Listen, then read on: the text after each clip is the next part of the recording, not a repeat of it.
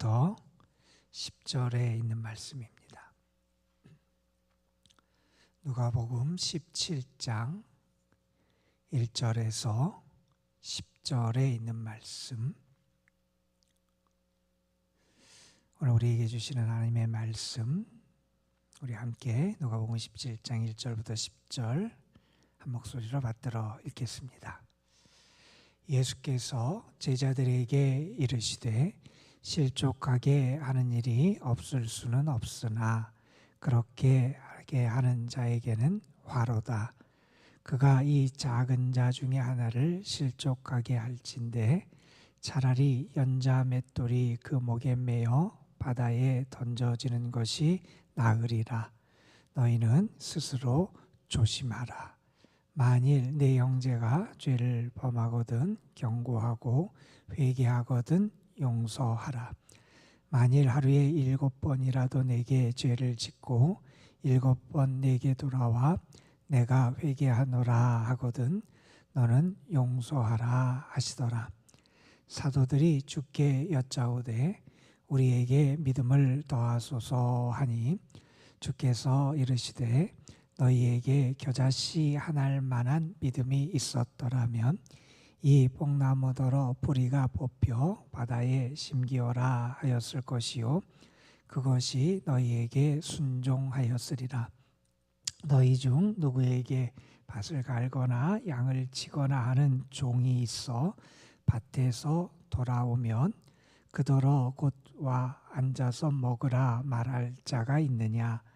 도리어 그더러 내 먹을 것을 준비하고 띠를 띠고 내가 먹고 마시는 동안에 수종 들고 너는 그 후에 먹고 마시라 하지 않겠느냐. 명한 대로 하였다고 종에게 감사하겠느냐. 이와 같이 너희도 명령받은 것을 다 행한 후에 이르기를 우리는 무익한 종이라. 우리가 하여야 할 일을 한 것뿐이라 할지니라. 아멘. 어떤 분이 재미있는 표현을 만들어서 하더라고요. 그분은 이런 얘기를 하더라고요.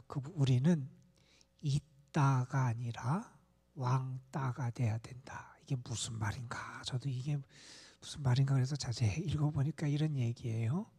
우리 신앙인은 이 세상을 따라가고 이 세상 사람을 따라가고 우리 이웃에 있는 사람들의 모습을 따라 사는 사람이 되어서는 안 되고 우리는 자꾸 그렇잖아요. 이 세상이 이것을 하면 나도 그것을 하고 싶고 이 사람이 뭘 사면 나도 잡고 싶고 이 사람이 어디 가면 나도 가고 싶고 이 세상이 이쪽 방향으로 나아가면 나도 나아가고 싶고 그래서 우리는 자꾸 이 세상을 따라가고 이 세상에 보이는 사람을 따라가는 이따가 되려고 그러는 경향이 있는데 우리는 이따가 되어서는 안 되고 우리의 참 왕이 되시는 주님, 그 주님을 따라가는 그 참된 왕을 따라가는 왕을 따라 살아가는 왕따가 돼야 된다. 이런 표현을 하더라고요. 물론 그분이 만든 표현이지만 왜 그분이 그 표현을 하고자 하는지를 우리는 충분히 이해할 수 있을 겁니다. 우리는 이 세상을 따라 살아가는 사람이 아니라 주님을 따라 살아가는 사람들이지요. 우리의 참된 왕이 되시는 주님, 우리를 살리시고 우리의 모든 것을 주관하시는 그 주님, 우리를 부르신 그 주님을 따라 살아가는 사람들이 되어야 된다 하는 거지요. 주님은 주님의 일을 이루시고 주님의 역사를 이루실 때 우리를 사용하시고 우리를 통해 일하시고 우리를 그 일로 부르셨지요. 그래서 우리는 주님을 따라 살아가는 사람, 주의 제자가 된 삶을 살아가는 사람들이다. 이런 이야기를 우리는 하곤 합니다. 주님을 따라 살아갈 때 뭐가 중요할까? 중요한 게 많이 있겠지요. 어떤 분은 우리가 주님의 길을 따라가고 주의 제자로 살아가는 데 있어서 중요한 3가지 사랑이 있다. 이런 얘기를 합니다. 첫 번째는 뭐냐면 당연히 우리 주님 예수님을 사랑하는 것, 그것이 우리에게 필요하지요. 주님을 사랑하고 예수님을 사랑하는 것이 대표적으로 표현된 게 뭐냐? 그분은 그렇게 얘기합니다. 예배다. 예배는 내가 주님을 존중하고 사랑하고 섬기고 인정하고 주님 앞에 내 자신을 드리는 그런 것이 예배잖아요. 예수님을 사랑하는 것, 주님을 사랑하는 것, 그 사랑이 우리에게 필요하다. 그것이 대표적으로 예배를 통해 드러난다. 이렇게 얘기를 하고, 두 번째 제자에게 필요한 사랑은 뭐냐 하면 주님이 사랑하신 이 세상을 사랑할 수 있어야 된다는 겁니다. 하나님이 세상을 이처럼 사랑하사 독생자를 주셨잖아요. 주님은 이 세상을 사랑하시고 구원하시기 오셨잖아요.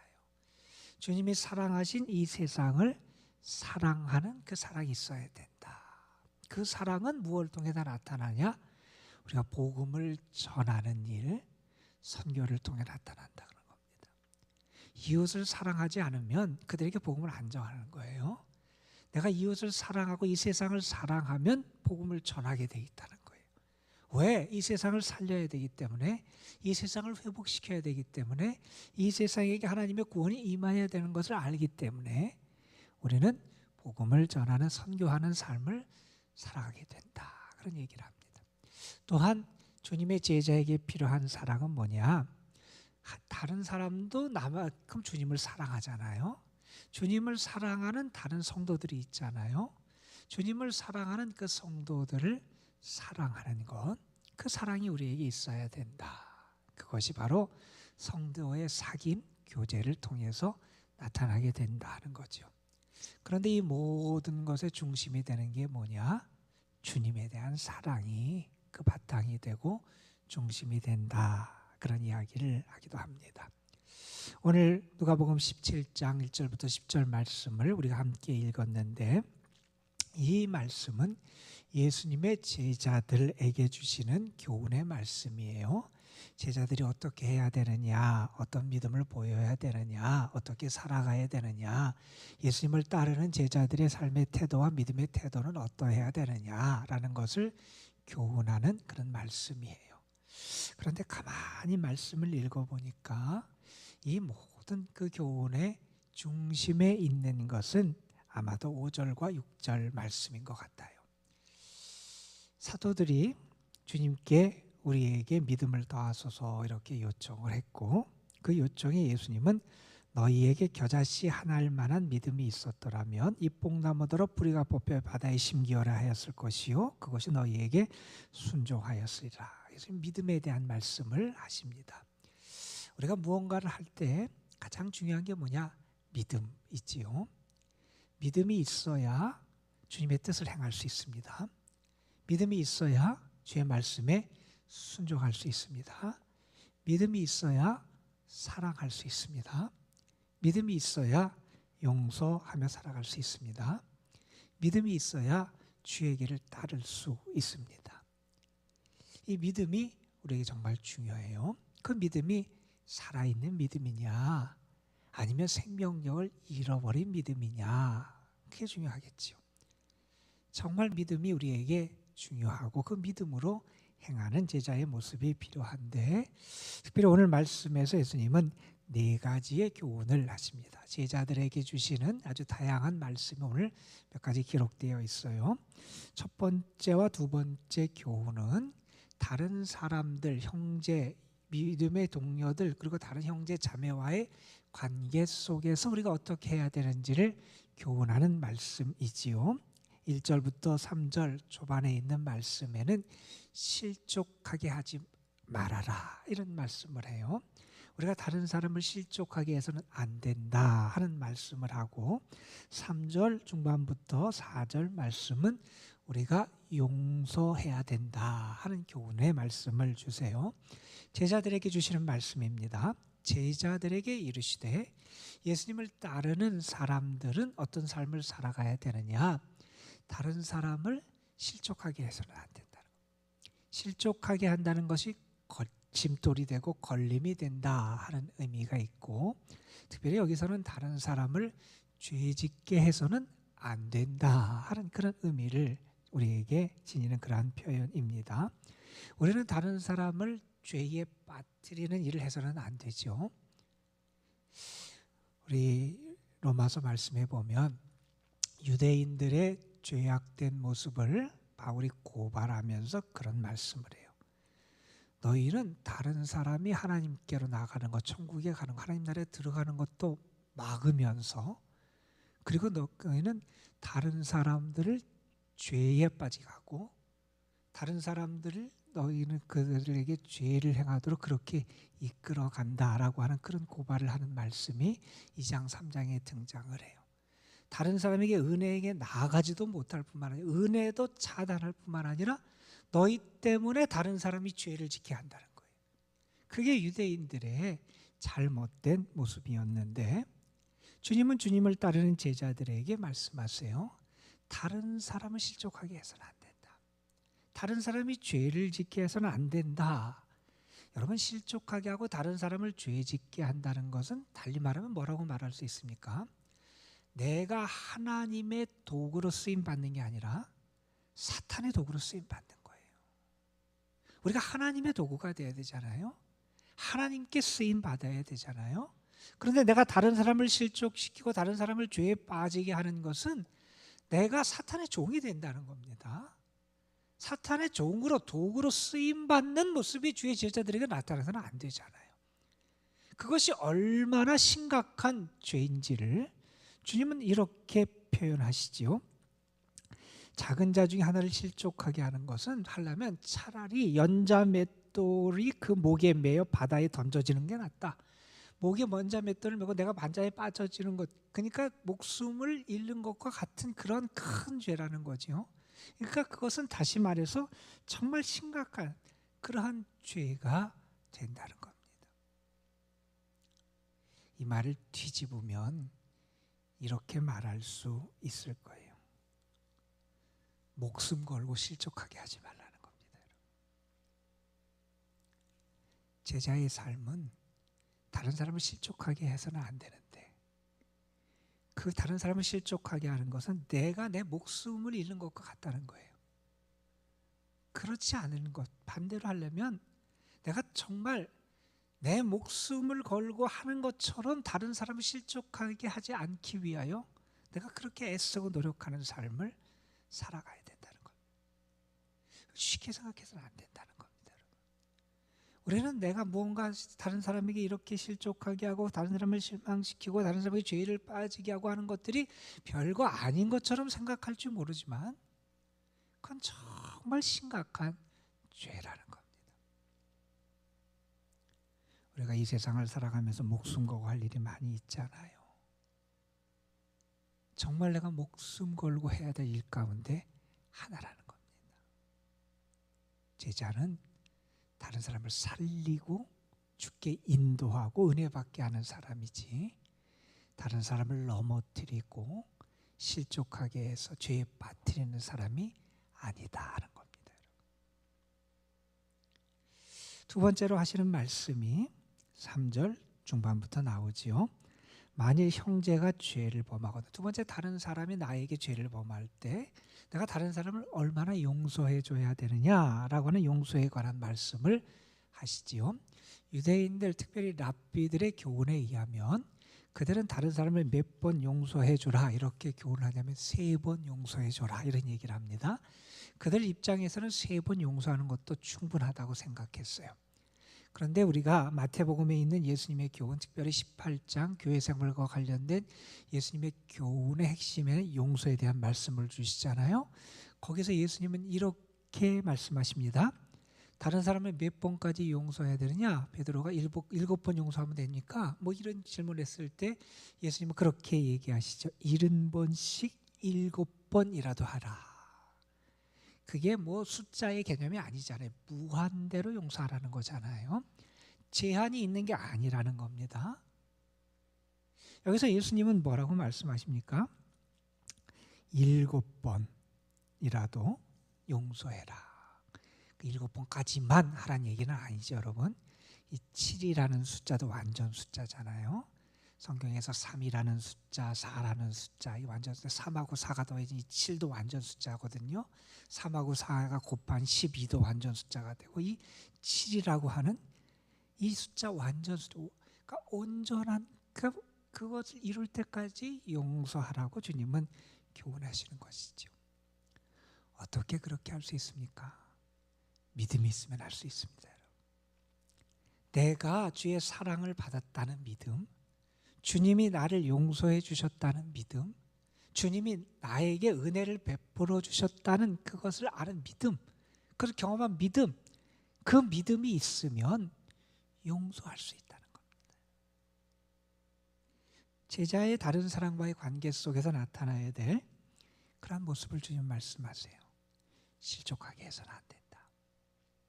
그리고 용서해야 된다. 이게 제자의 삶의 모습이라는 겁니다. 우리가 참 하기 어려운 것 가운데 하나예요. 그런데 주님은 우리에게 제자는 이렇게 해야 된다고 가르치세요. 어떤 사람이 이러한 삶을 살아갈 수 있느냐? 믿음이 있는 사람이 그렇다는 겁니다. 우리는 그렇게 생각해요. 예수님이 요구하시는 것들을 행하려면 나에게 아주 큰 믿음이 있어야 된다고 생각해요. 내가 특별한 능력을 가져야, 내가 대단해져야 이 예수님께서 우리에게 기대하시는 것을 행할 수 있다, 이렇게 생각을 한다는 거예요. 많은 사람들이 그래요. 예수님의 제자들도 아마 그래요. 예수님이 이런 말씀을 하실 때 내가 이렇게 하려면 내가 큰 믿음이 있어야 이렇게 할 수 있고, 내가 정말 큰 능력을 갖고 대단한 사람이 돼야 그렇게 할 수 있다고 아마 생각했던 것 같아요. 그래서 예수님께 요구합니다. 우리에게 믿음 더하여 주옵소서. 예수님을 따르려면, 예수님의 말씀에 순종하려면, 예수님의 요구에 응하려면 내가 큰 믿음을 가져야 되겠다고 생각을 했던 것 같아요. 그런데 그들에게 주님은 뭐라고 말씀하십니까? 주님은 이렇게 말씀하세요. 겨자씨 하나일 만한 믿음이 있으면 능력이 나타난다는 겁니다, 여러분. 믿음의 양의 문제가 아니라는 거예요. 질이 중요하다는 거예요. 정말 생명력 있는 믿음이냐는 거예요. 죽어있는 믿음이 아니라 살아있는 믿음이냐는 겁니다. 우리는 자꾸 양을 가지고 따지려고 그래요. 근데 예수님의 말씀은 양의 문제가 아니라 진짜 신앙인지 가짜 신앙인지, 신앙인지 불신앙인지, 그게 중요하다는 겁니다. 믿음이 있으면 겨자씨만한 믿음이라도 그 믿음이 살아있으면 능력이 나타난다는 거잖아요. 거기서 능력이 나타난다는 겁니다. 믿음은 어떤 사상도 아니에요. 믿음은 어떤 단순히 지적인 인식 그런 것도 아니에요. 믿음은 주님의 존재를 느끼고 믿는 것이고, 그분에게 내 자신을 맡기는 것이고, 그분이 살아계심을 믿는 거고, 그분의 능력을 믿는 거고, 그분의 사랑을 믿는 거예요. 나에게 그 믿음이 있으면 그것이 능력을 나타낼 수 있는 거예요. 내가 더 무언가를 믿음을 가져야 될 거라고 우리는 생각을 하는데, 이미 우리에게 겨자씨만한 믿음이 있어요. 가진 믿음을 가지고 능력을 나타낼 수 있다는 겁니다.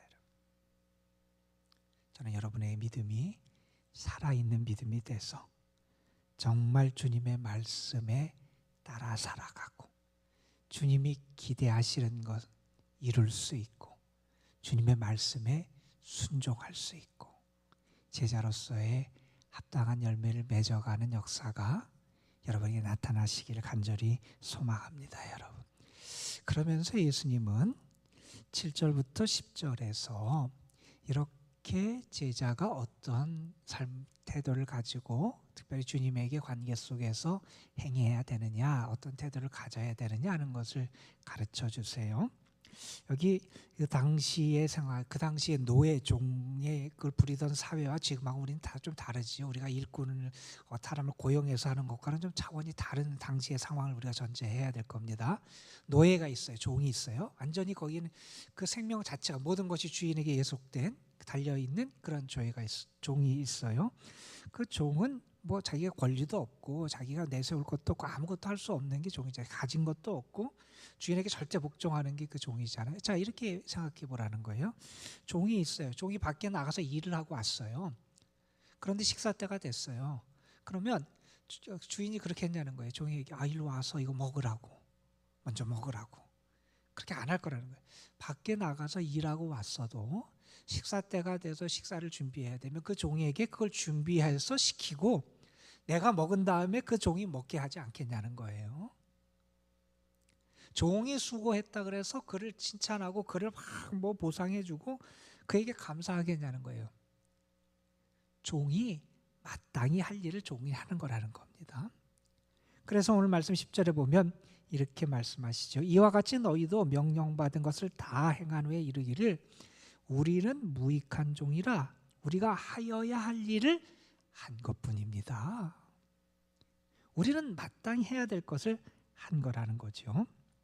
우리가 뭘 했다 그래서 내가 뭔가 보상을 기대한다거나 괜한 공명심에 빠진다거나 자만심을 갖거나 이러한 것이 주님의 제자의 모습이 아니라는 거죠.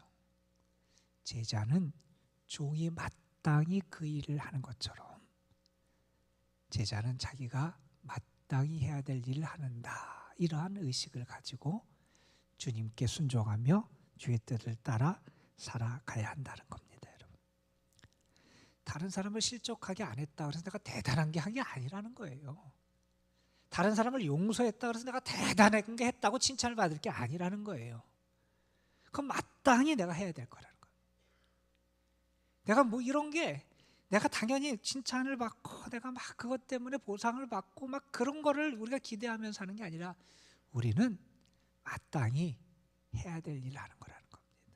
그게 주님을 따르는 사람들, 제자들의 모습이고 삶이고 제자직의 그러한 그 열매의 모습이다 하는 것을 우리에게 가르쳐 주십니다. 오늘 말씀에서 예수님은 예수님의 제자들에게 교훈을 하셨어요. 실족하게 하지 말아라. 용서해라. 믿음의 능력을 나타내라. 그리고 마땅히 행할 것을 행한다는 모습으로 주인 되시는 주님을 따라 살아가라고 우리에게 당부해 주셨습니다.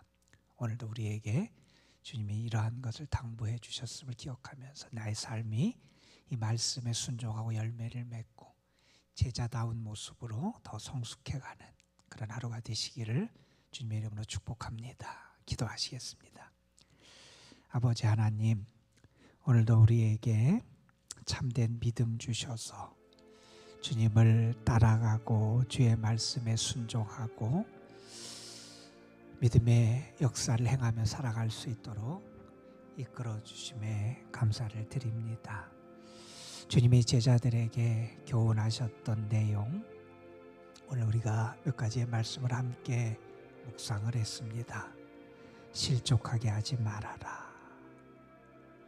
정말 내가 목숨을 걸고 내 생명을 걸고 실족하게 하지 않도록 애쓰는 스스로 삼가는 자들이 되게 하여 주시고 주님의 용서를 알고 하나님의 용서를 경험한 사람답게 용서할 수 있는 믿음을 갖게 하여 주시고 무엇보다도 생명력 있는 믿음, 그래서 자라날 뿐만 아니라 능력을 발휘하는 그런 믿음을 나타내게 하시고 주님 앞에서 늘 겸손하게 마땅히 행할 일을 행한 자답게 종의 심정과 믿음을 가지고 살아가는 저희들 되게 하여 주옵소서.